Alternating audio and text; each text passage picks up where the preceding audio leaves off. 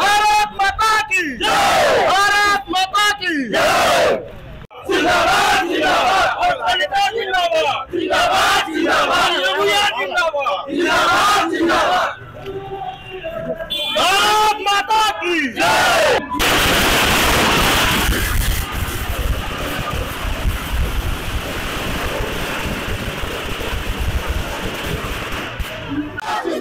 BJP जिंदाबाद जिंदाबाद जिंदाबाद जिंदाबाद जिंदाबाद जिंदाबाद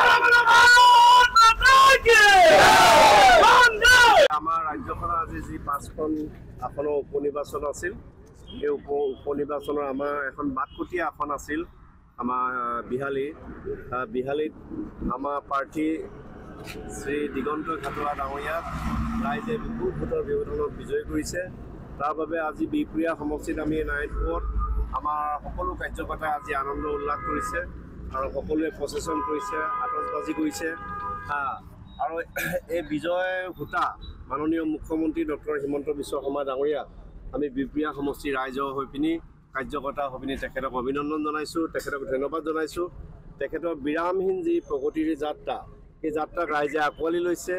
একেলগতে মাননীয় প্ৰধানমন্ত্ৰী নৰেন্দ্ৰ মোদী ডাঙৰীয়াৰ যি বিকশিত ভাৰত যাত্ৰা এইফালে বিৰামহীন প্ৰগতিৰ যাত্ৰা আজি আদৰিছে। আজি মহাৰাষ্ট্ৰত আজি আমাৰ দলৰ আজি চৰকাৰ গঠন কৰিবৰ কাৰণে ৰাইজে জনাদেশ দিছে আৰু সেইধৰণে অসমত এইটো এটা অভূতপূৰ্ব কংগ্ৰেছৰ দুৰ্গৰ ভাঙি চামগুৰিত আজি যি ধৰণে ২০,০০০তকৈ অধিক ভোটৰ ব্যৱধানত আজি আমাৰ প্ৰাৰ্থী ডিব্ৰুৰঞ্জন যি শৰ্মাক আজি বিজয় মালা পিন্ধাইছে আমি অতিশয় আনন্দিত হৈছোঁ। ডিব্ৰুৰঞ্জন শৰ্মা ডাঙৰীয়ালৈ আমি বিহপুৰীয়া সমষ্টিৰ কাৰ্যকৰ্তা হৈ ৰাইজৰ হৈ আন্তৰিক অভিনন্দন জনাইছোঁ। আৰু আমাৰ মিত্ৰজোঁট প্ৰাৰ্থী আমাৰ বঙাইগাঁও আমাৰ প্ৰাৰ্থী আমাৰ চৌধুৰী বাইদেউলৈও আমাৰ আন্তৰিক ওলগ যাচিছোঁ, অভিনন্দন জনাইছোঁ। আৰু আমাৰ UPPLৰ প্ৰাৰ্থী আৰু আমাৰ প্ৰাৰ্থী ঢলাই সমষ্টি আটাইকেইগৰাকী বিজেতা প্ৰাৰ্থীলৈ বিহপুৰীয়া সমষ্টিৰ ৰাইজৰ হৈ আমি আন্তৰিক অভিনন্দন জনাইছোঁ আৰু তেওঁলোকক শুভেচ্ছা জনাইছোঁ।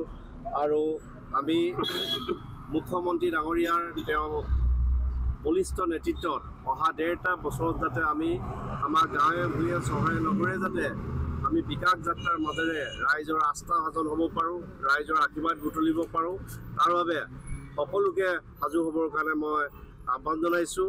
এতিয়া সন্মুখত আমাৰ পঞ্চায়ত নিৰ্বাচন আৰু আজিৰ পৰাই আমি পঞ্চায়ত নিৰ্বাচনৰ বাবে কঁকালত টঙালি বান্ধিলোঁ।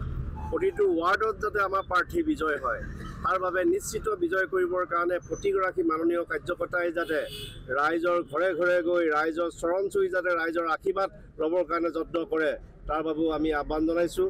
আমি এইকাৰণেও আৰু আনন্দিত আমাৰ শোণিতপুৰৰ সাংসদ আজি ৰঞ্জিত দত্ত ডাঙৰীয়া তেওঁ এই যি দুৰ্গ যি বিহালী এইটো আজি অক্ষত থাকিলে তাৰ বাবে আমাৰ মাননীয় সাংসদ আমি ৰঞ্জিত দত্ত ডাঙৰীয়ালৈ আমি বিহপুৰীয়া সমষ্টিৰ ৰাইজৰ হৈ কাৰ্যকৰ্তা হৈ অলেখ আন্তৰিক ধন্যবাদ জনাইছোঁ, তেখেতলৈ আমি অভিনন্দন জ্ঞাপন কৰিছোঁ।